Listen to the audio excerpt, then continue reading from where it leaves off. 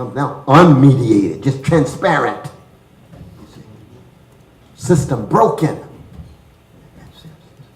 Who is going to attempt to tell the truth, not in the dogmatic sense, but in the sense of allowing suffering to speak? Even after the reform, 19 million still be outside of its coverage. How many poor folk? How many precious immigrants? How many black, how many brown, how many red, how many white? You see, what are we talking about? Barack Obama, foreign policy team, recycle Clintonites. Liberal neoconservatism. That's what it is. We want to remake the world. We still engage in nation building in Afghanistan. We just don't call it that and give it a deadline. Come on, brother Barack, you know. That's nation building, brother. You know that. You know the timetable is just an abstraction. It's very revisable, movable, impractical, nearly impossible to satisfy, just a carrot to dangle. Being the masterful politician, when will you be the statesman? You choose to be a Lincoln, but your conception of Lincoln is bipartisanship. Lincoln becomes great because of the social movement. Barack Obama will never be a great president, given the corporate interest, lobbyist influence, without a social movement putting tremendous pressure on him to push him. It's like waiting for FDR, the Tory from Hyde Park, New York, to be progressive on his own. No, he needed a labor movement, a strong labor movement, sometimes a Jim Crow labor movement. Ask A. Philip Randolph about that. But still he needed a movement. LBJ needed a movement to generate great legislation. Now, I don't believe LBJ was a great statesman. I don't believe FDR was a great statesman. I do believe Lincoln was a great statesman. But it didn't last long. Because greatness in the kind of world we live in, like Martin and like Abe Lincoln, doesn't last long. There's people with guns who kill people quick. It's one of the legacies of what it is to be from a nation in which gun control is weak and hatred and vigilante civic activism often takes the form of assassination. We can ask Brother Castro about that in terms of the CIA trying to assassinate him off southern tip of the state. You see, now, and I am unabashedly American. I mean, we in Venezuela. Oh, Brother West, boy, you sure come down in a critical way with America. You sound like you're anti-American. No, no, no.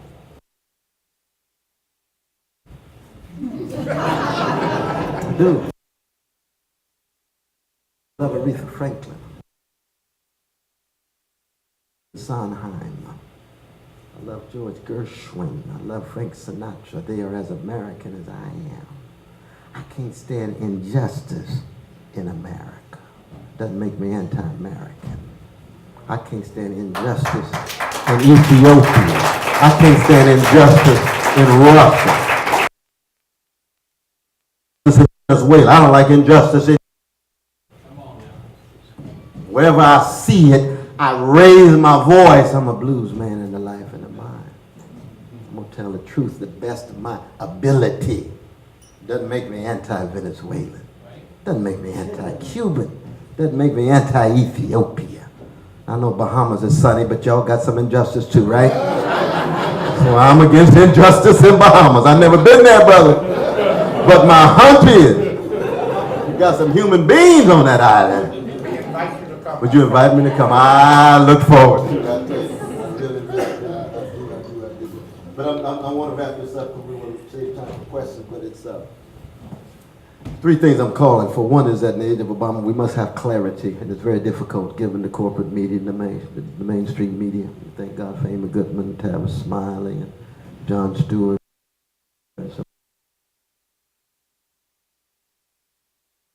Very difficult. to get some kind of clarity. That right now the euphoria around Obama is beginning to wane. So some of the truths you can see more clearly, because he's such a brilliant, charismatic brother. And I do love my brother. Like I say, I want to protect him, respect him, and correct him too. But to see the forces behind him. Why are you so mesmerized by Wall Street? Why are you so seduced by the braininess of the economists who are on intimate terms with Wall Street elites? What are you overlooking? What are you missing? And I understand. It's very difficult for him to be head of the American empire. He knows secrets that the New York Times won't know about for another 15 years. He knows of military installments with nuclear power that nobody else knows about. He knows about 1,100 of them, but like Kennedy didn't know we had one in Turkey in '62. Oh my God, is that right? Yeah, you got it. Yeah, that's a secret. Oh, it hadn't got to me yet.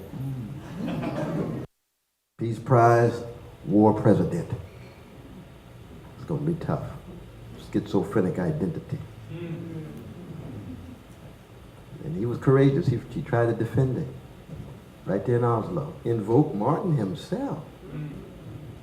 Martin said the bombs you drop at Vietnam land in ghettos in America.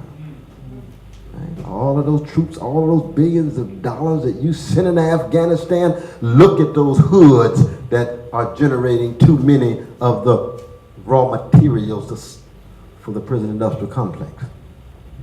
Do you see the relation, Brother Barack? Do you know who Martin really is? I read the newspaper this morning in Blue. Said, dear Brother Barack Obama, Martin Luther King's dream has come true. I didn't know whether to pray or grab my cognac. When did that lie get out? Martin Luther King's dream comes true because a black man, brilliant and charismatic, shatters the glass ceiling of the highest office in American democracy, in the American empire. No, that wasn't his dream at all. That was a slice of it. That's not his dream. Y'all know that. Martin was concerned about the folks stuck in the basement of the house, not the glass ceiling at the top. That's where he died. He didn't die for folk to break the glass ceiling. He died with janitors workers union in Memphis, the Blues City. He's concerned about the ones stuck at the bottom, and the boats got holes in them.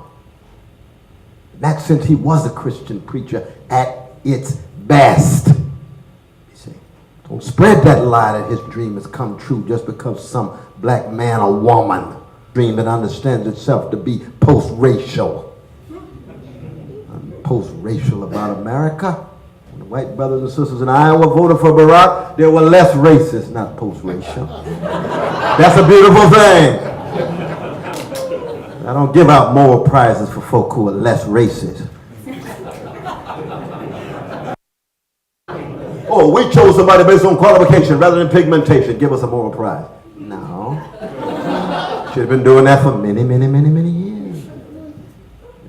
Black folk chose a white mayor in Gary, Indiana, Chocolate City, against 4 black mayors. Did the press talk about that as post-racial when black folk voted for a white candidate? No. That's just Negroes doing their citizens' duty. Voting based on qualification, not pigmentation. The white brothers and sisters do it. Oh, we got to break through. It's a new historic era. What a lie, what a lie. We need clarity. We need courage. It's going to be difficult to engage in loving critique of Obama in the name of poor people and working people here and in Latin America and in Africa and in Europe and in Afghanistan and Iraq. That's what we have to do.